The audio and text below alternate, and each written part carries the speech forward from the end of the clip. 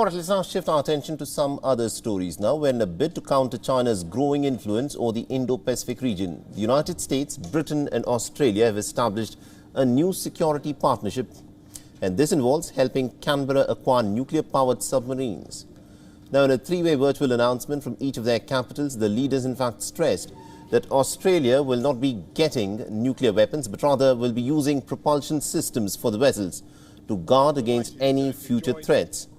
Now, Morrison said that the submarines will be built in Adelaide in close cooperation with the United States and Britain, and that Australia will continue to meet all of their nuclear non-proliferation obligations.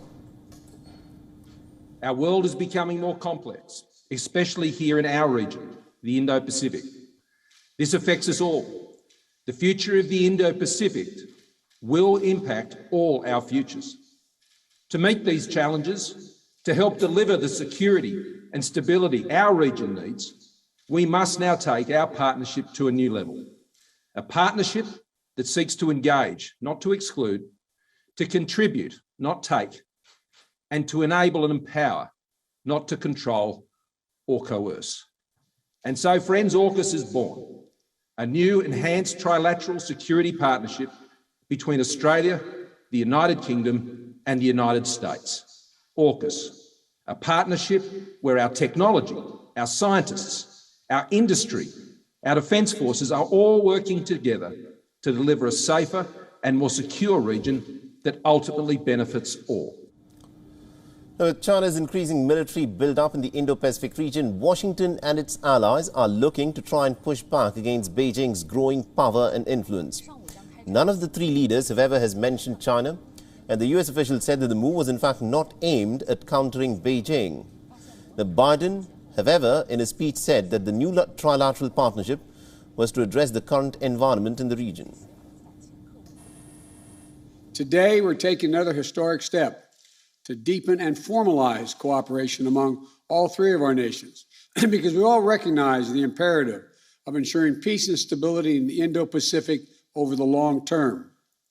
We need to be able to address both the current strategic environment in the region and how it may evolve, because the future of each of our nations, and indeed the world, depends on a free and open Indo-Pacific enduring and flourishing in the decades ahead.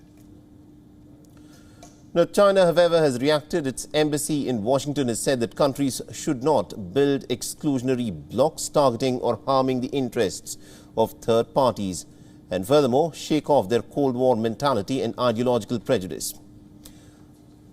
And also not particularly pleased was Australia's neighbour New Zealand. Prime Minister Jacinda Ardern has said that New Zealand was not interested in building nuclear-powered submarines and would not lift its decade-long ban on nuclear-powered vessels entering into its waters. But we have an independent foreign policy. We'll take our own view on foreign policy issues. We'll continue to make a contribution, but our lens is very much peace, stability and a rules-based order. That'll always be the case. For now, though, the US officials have not given their time frame for when Australia will deploy a nuclear-powered submarine or how many will be built. Now, Australia currently hasn't got any nuclear infrastructure, so it would require a sustained effort over the many years to come. The announcement comes just over a week before Biden is to host a first in-person meeting of the leaders of the Quad group of countries, that is Australia, India, Japan and the United States, that Washington sees as a key means to counter China.